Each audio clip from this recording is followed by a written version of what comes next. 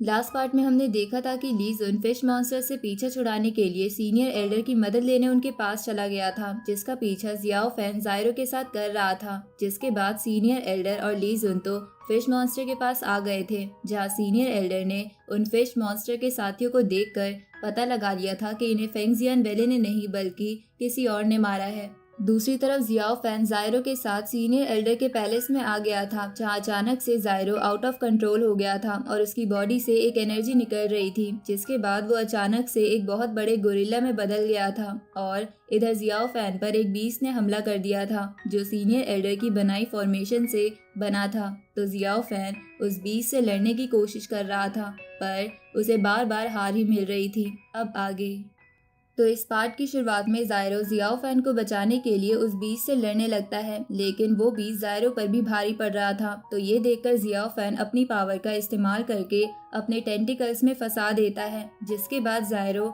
उस बीस्ट पे अटैक करके उसे छत पर फेंक देता है। इधर जियाओ फैन की हालत और भी खराब हो रही थी और उसके मुंह से और ज्यादा खून निकल रहा था, जिसे जियाओ फैन की स्टिक कंज्यूम कर रही थी, जिसकी वजह से जियाओ फैन पर डेमोनिक एनर्जी हावी होने लगती है और उसका सर चकराने लगता है। इधर वो बीस्ट वापस जायरो के पास आके उससे लड़ने लगता है। इस तरफ जियाओ फैन को भी अचानक से इल्यूजन दिखने लगते हैं, जहाँ वो उन इल्यूजन्स में उसी मॉन्क को देखता है जिसने उसे कल्टीवेशन सिखाया था और उसके पूरे गांव को खत्म करा था। तो उसे देखकर जियाओ फैन उसके पास जाके उसे मारने की कोशिश करता है, पर वो डेमोनिक एनर्जी उसे ऐसा नहीं करने देती। इधर रियलिटी में वो डेमोनिक एनर्जी स्पिरिट में बदलकर जियाओ फैन को मारने ही वाली थी, लेकिन तभी जियाओ फैन उस इल्यूजन से बाहर आके उस स्पिरिट से बच जाता है, लेकिन उसका फिर से खून निकलने लगता है, जिसके कारण वो डेमोनिक स्पिरिट और ताकतवर हो जाती है और जियाओ फैन को अपने इल्यूजन्स में ही फिर से फंसाने लगती है। पर तभी जियाओ फैन के पास रखा black fire mirror Xiao Fan को बचा लेता है, साथ ही उस स्पिरिट और बीस्ट को भी खत्म कर देता है। ब्लैक फायर मिरर वही मिरर था जो सीजन 1 में 6 टेल फॉक्स ने जियाओ फैन को दिया था। दूसरी तरफ वो सीनियर एल्डर ली जुन से कहता है कि जिसने भी इन फिश मॉन्स्टर्स को मारा है वो आसपास ही है, क्योंकि इसकी बॉडी का घाव ताज़ा है। इस पे ली जुन कहता है कि मैंने आसपास चारों तरफ नाकाबंदी करवा दी है, इसलिए वो किलर यहाँ से बच के नहीं भाग सकता। इस पे सीनियर एल्डर कहते हैं कि हो सकता है कि वो किलर भेस बदलकर हमारे बीच ही छुपा हो, इसलिए वो एल्डर उन सभी को एक फॉर्मेशन से कैद कर लेते हैं ताकि कोई यहाँ से भाग न सके। जिसके बाद वो ली जुन से कहते हैं कि तुम एक एक करके सबको चेक करो कि कोई इनमें से बहरूपिया तो नहीं है। तो ली जुन अपनी साथी को छोड़ के सभी को चेक करता है, लेकिन उसे कोई भी बहरूपिया नहीं मिलता। इसलिए वो सीनियर एल्डर से बोल देता है कि हमारे बीच किलर नहीं है, लेकिन अभी भी उस सीनियर एल्डर को शक हो रहा था। इस तरफ जियाओ फैन बहुत ज्यादा एनर्जी कंज्यूम हो जाने की वजह से बेहोश हो गया था, साथ ही जायरो भी अपने नॉर्मल रूप में आ गया था। तो जायरो जियाओ फैन को होश में लाता है, जिसके बाद जियाओ फैन मेडिटेशन करके खुद को हील कर लेता है और फिर उस पैलेस के अगले फ्लोर पर चला जाता है, जहाँ उसे एक स्टोन दिखता है जिसपे एक गड्ढा बना हुआ था। साथ ही उसे दीवार पर सोल रिवाइविंग रिचुअल की कुछ पेंटिंग्स दिखती है। तो जियाओ फैन उन पेंटिंग्स को ध्यान से देखने लगता है,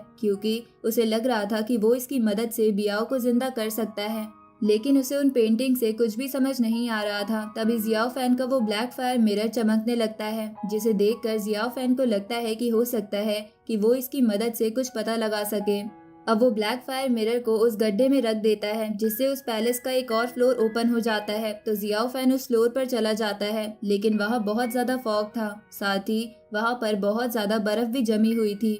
तभी जियाओ फैन को एक बीस्ट की आवाज आती है जो उससे कहती है कि तुम सीनियर एल्डर तो नहीं हो, तो तुम यहाँ कैसे आए? क्या तुम्हारे पास ब्लैक फायर मिरर है? इस पे जियाओ फैन बोलता है कि हाँ, मैंने ब्लैक फायर मिरर का इस्तेमाल करा है। साथ ही जियाओ फैन को गुस्सा भी आ रहा था, क्योंकि वो भी सामने नहीं आ रहा था। तभी ब्लैक फायर मिरर का नाम सुन के वो भी जियाओ फैन पर अटैक करके उससे कहती है कि तुम्हारे पास वो मिरर कैसे आया? तुमने मेरे बेटे 6 टेल फॉक्स के साथ क्या किया है? इधर जियाओ फैन देखता है कि वो बीस 9 टेल फॉक्स है। इधर जियाओ फैन के जवाब ना देने की वजह से 9 टेल फॉक्स गुस्से में जियाओ फैन पर लगातार अटैक करने लगती है, लेकिन जियाओ फैन इधर उधर भागते हुए उसके हर अटैक से बचने की कोशिश कर रहा था। तभी जियाओ फैन देखता है कि वो 9 टेल फॉक्स चेन से बंधी हुई है। उसी वक्त वो 9 टेल फॉक्स जियाओ फैन पर भारी पड़ने लगती है। तो जियाओ फैन उस चेन की मदद से उस 9 टेल फॉक्स को कंट्रोल करने लगता है।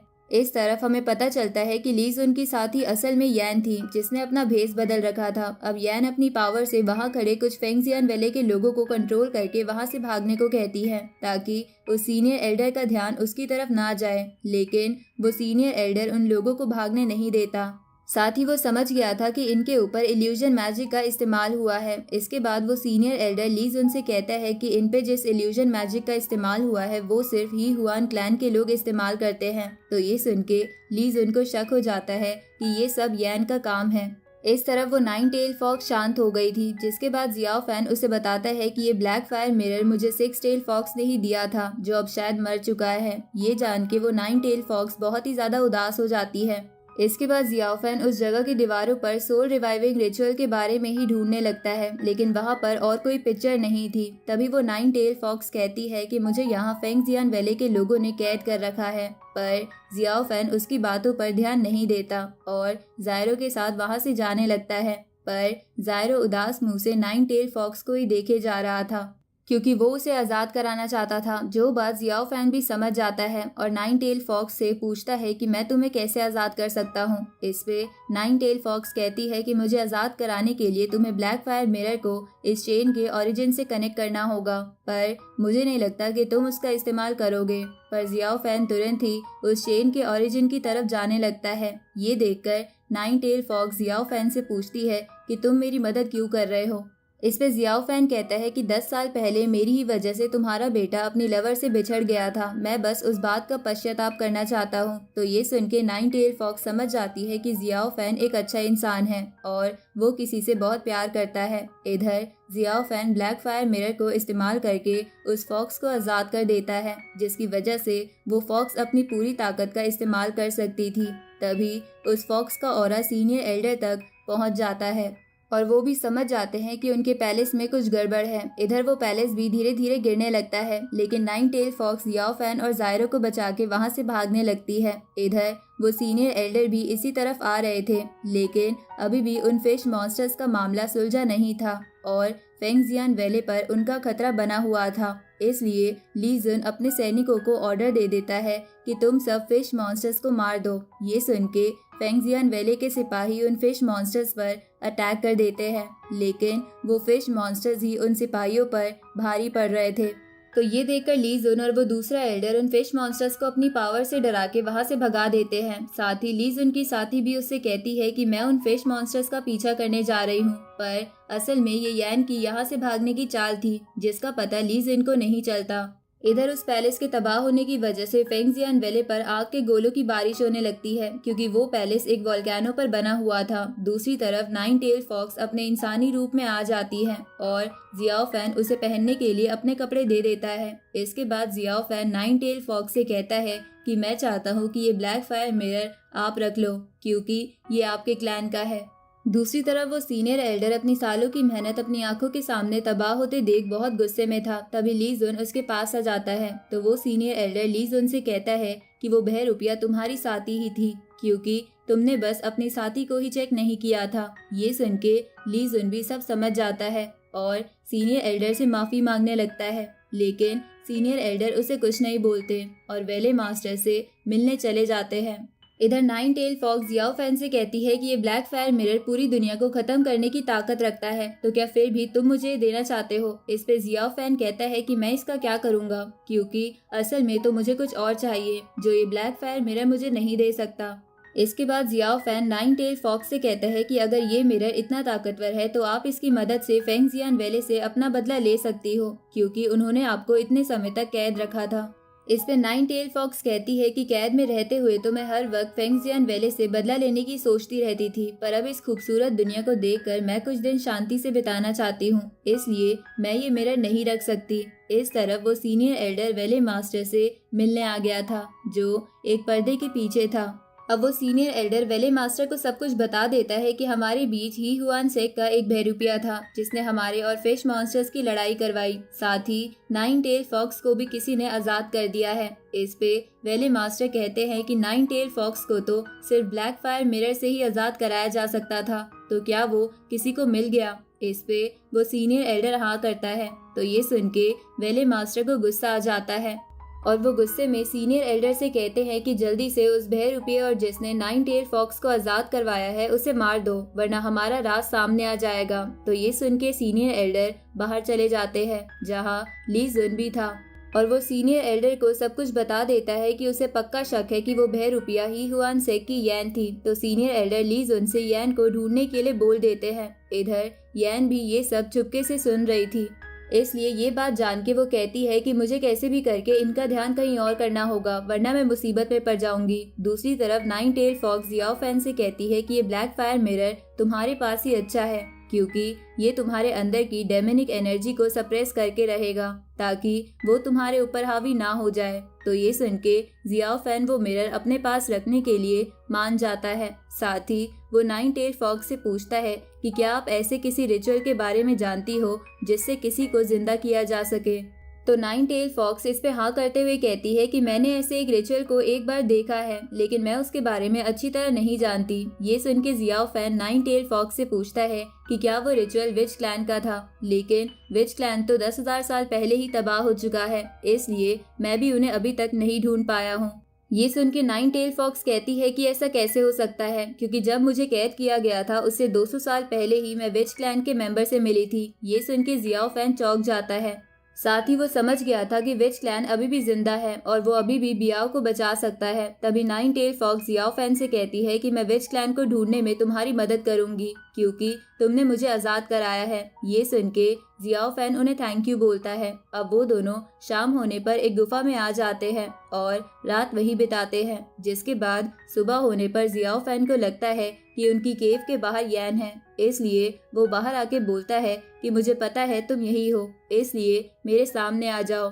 ये सुन के यैन सामने आकर जियाओ फैन की तारीफ करने लगती है। साथ ही वो जियाओ फैन से पूछती है कि क्या तुम्हें फेंगजियान वैले में कुछ पता चला, पर जियाओ फैन उसे कुछ नहीं बताता और मना करते हुए कहता है कि मुझे कुछ भी नहीं पता चला। तभी नाइन टेल फॉक्स गुफा से बाहर आ जाती है, जिसे देखकर यैन कहती है कि मैंने तो सुना था कि तुम घोस्ट किंग सेक की बियाओ से प्यार करते थे, पर मुझे तो नहीं पता था कि तुम इतनी जल्दी अपना नया पार्टनर ढूंढ लोगे। तो नाइन टेल फॉक्स यैन से कहती है कि तुम गलत समझ रही हो, पिछली रात कुछ गुंडों ने मुझे घेर लिया था, जियाओ फैन ने बस मुझे उनसे बचाया था। ये सुन के यैन वहाँ से जाने लगती है, लेकिन जाने से पहले वो फेंगजियान वैले का ट्रैकिंग पेपर जला देती है ताकि फेंगजियान वैले के लोगों को वहाँ की लोकेशन मिल जाए, ताकि उनका सारा ध्यान जियाओ फैन पर चला जाए कि ये सब जियाओ फैन ने करा है। अब उसके जाने के बाद nine tail fox Xiao Fan से पूछती है कि आखिरकार यैन को हमारी लोकेशन के बारे में कैसे पता चला, पर जियाओ फैन को इसके बारे में कुछ नहीं पता था।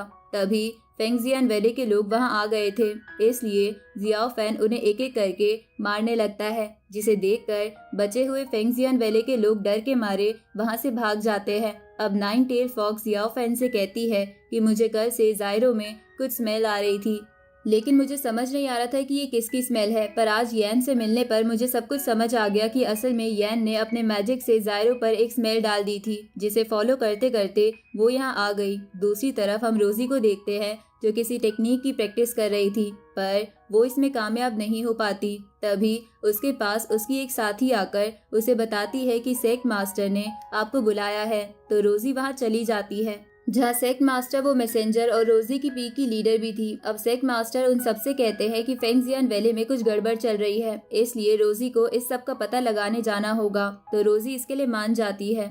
इधर नाइन टेल फॉक्स जायरो को नहला देती है ताकि उसके अंदर से वो स्मेल निकल जाए। इसके बाद वो nine tail fox Xiao Fan और जायरो को कहीं ले जाने लगती है। इधर हम रेंग वेंग को देखते हैं, जिसने 2 बीस्ट को कैद कर रखा था।